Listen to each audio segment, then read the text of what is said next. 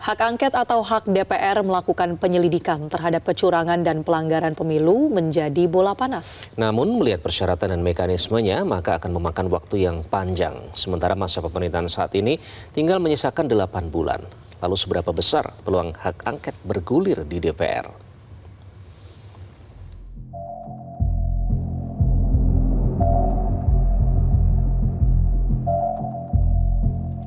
Sejumlah pelanggaran pemilu, baik pra pemungutan suara maupun saat pemungutan suara terus diungkap, baik kubu paslon 01 maupun kubu 03. Mereka mengindikasikan akan membawa temuan pelanggaran dan kecurangan ke Mahkamah Konstitusi.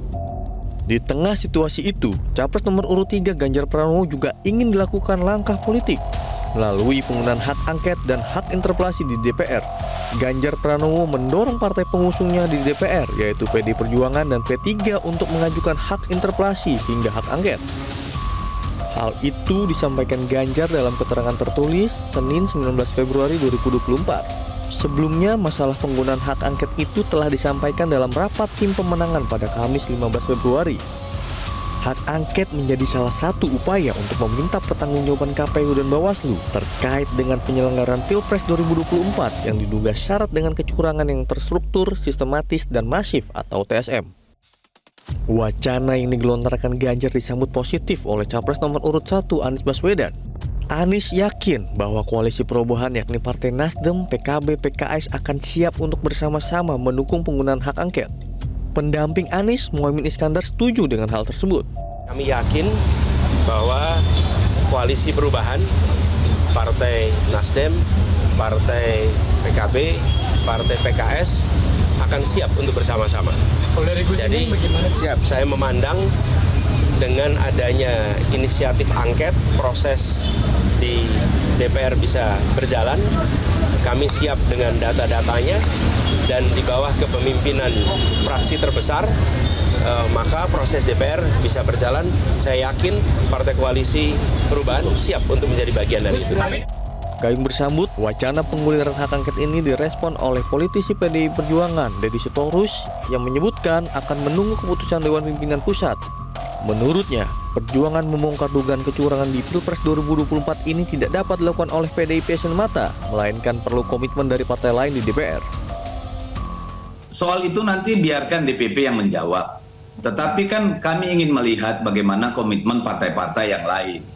Ya, apakah kita punya frekuensi yang sama nih? Ada pada server yang sama mau memperbaiki perilaku kekuasaan di negara ini atau tidak? Kan begitu nih. Ya, kita kan punya komitmen ke depan. Kita tidak mau lihat ke belakang. Ini ke depannya apakah kita mau seperti itu? Itu yang ada pertanyaan di benak kami. Nanti sangat tergantung pada katakanlah Partai Nasdem, bagaimana dengan Partai PKS, bagaimana dengan P3, kan seperti itu. Karena ini kan bukan main-main politik ini. Ini bukan mainan receh ini. Ini adalah persoalan peradaban politik, peradaban kekuasaan kita gitu loh. Tidak cukup hanya PD Perjuangan yang ada di sana mungkin. Koalisi perubahan pengusung Capres-Cawapres nomor urut 1 tersebut yang terdiri dari Partai Nasdem, PKB, dan PKS sepakat untuk menggulirkan hak angket di DPR untuk mengusut dugaan kecurangan di Pilpres 2024. Sekjen Partai Nasdem, Hermawi Taslim, mengatakan usulan menggulirkan hak angket di DPR tidak main-main karena diinisiasi Ganjar Pranowo sebagai capres dan kader terbaik PDI Perjuangan yang merupakan partai dengan kursi terbesar. Tapi saya tegaskan sikap kita, kami utuh 3 partai akan berada bersama PDIP dan kita menunggu action PDIP sebagai inisiator. Kan yang menginisiasi ini bukan sembarang orang. Ganjar, kader terbaik, capres partai terbesar di Indonesia. Jadi kita anggap ini serius. Oleh karena itu kita mempersiapkan diri. Tadi tim kami sudah mempersiapkan data, kalau ada apa-apa nanti kita tinggal supply. Kalau perlu tim, kita kirim tim juga. Tapi kita tunggu langkah selanjutnya. Sementara, Sekjen PKS Abu Bakar Al-Habsyi menegaskan bangsa ini butuh keberanian untuk membenahi situasi saat ini. Angket ini bagus. Daripada kita ke MK, ada pamannya. Lebih baik kita ke angket, cantik, ya kan? Angket kita udah pengalaman kok, indah kerjanya, panjang waktunya, dan kemampuan. Itu biasa kalau di DPR banyak kelebihan ya bab itu, ya. Jadi gitu. Jadi cukup kuat sekali. Tinggal kita tunggu lokomotifnya. Ya. Bangsa ini lagi butuh suasana aura keberanian untuk membenahi situasi yang ada saat ini. Di sisi lain, kubu Prabowo Gibran menyebut wacana usulan hak angket DPR digulirkan untuk menyelidiki kecurangan pemilu seharusnya digulirkan sebelum hari pencoblosan. Wakil Ketua Umum Partai Gerindra Habibur Rahman meragukan hak angket itu dapat digulirkan. Lah teman-teman ya, ini sudah 10 tahun setahu saya nggak pernah ada hak angket yang berhasil lolos. Coba deh dulu usulan hak angket soal kenaikan BBM, usulan hak angket soal macam-macam ya. Ya terakhir itu sebelum 2009 hak angket itu. Waktu pemilu itu soal proses pemilu yang 2009 itu. Ya kan yang akhirnya pemilih tanpa di daftar pilih sepanjang punya dokumen bisa milih. Setelah itu nggak ada. Nah makanya kalau ingin memberikan masukan sebetulnya sebelum coblosan. Kalau sebelum coblosan kan banyak yang diperbaiki. Ini sebelum coblosan PD menang 1 putaran begitu kalah hak angket. Nah ini kan jaka sumbung kayak. Sementara itu, Partai Golkar menegaskan akan menolak penggunaan hak angket. Ketua Umum Partai Golkar Airlangga Hartarto mengingatkan bahwa kekuatan koalisi kabinet saat ini makin solid dengan bergabungnya Partai Demokrat ke dalam koalisi pemerintah.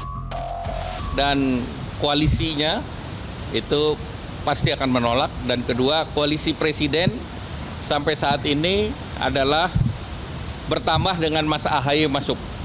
Jadi yang di luar pemerintah semakin sedikit. Bagaimana kalkulasi peta politik di parlemen? Total dukungan koalisi partai pendukung Anies Mohaimin di DPR adalah 167 kursi atau 29,04%. Koalisi Prabowo Gibran sebesar 261 kursi atau 45,39%. Dan koalisi Ganjar Mahfud sebanyak 147 kursi atau 25,56%. Presiden Joko Widodo menanggapi adanya wacana penggulirkan hak angket untuk menyelidiki dugaan kecurangan pemilu pada Pilpres 2024. Pak Ganjar mengusulkan hak angket ke pemilu ke DPR, gimana respon Pak Presiden? Ya itu hak demokrasi, nggak apa-apa. Penggunaan hak angket membutuhkan jalan yang panjang, padahal usia pemerintahan saat ini tinggal 8 bulan. Karena itu, jikapun penggunaan hak angket lolos dari paripurna DPR, proses selanjutnya masih akan panjang. Bisa jadi, prosesnya belum akan selesai ketika masa pemerintahan saat ini berakhir. Capres nomor urut 3 Ganjar Pranowo bahkan menyikapinya dengan nada pesimistis terhadap penggunaan hak angket. Membuktikan, mengetahui hak angket paling bagus karena kita menyelidiki.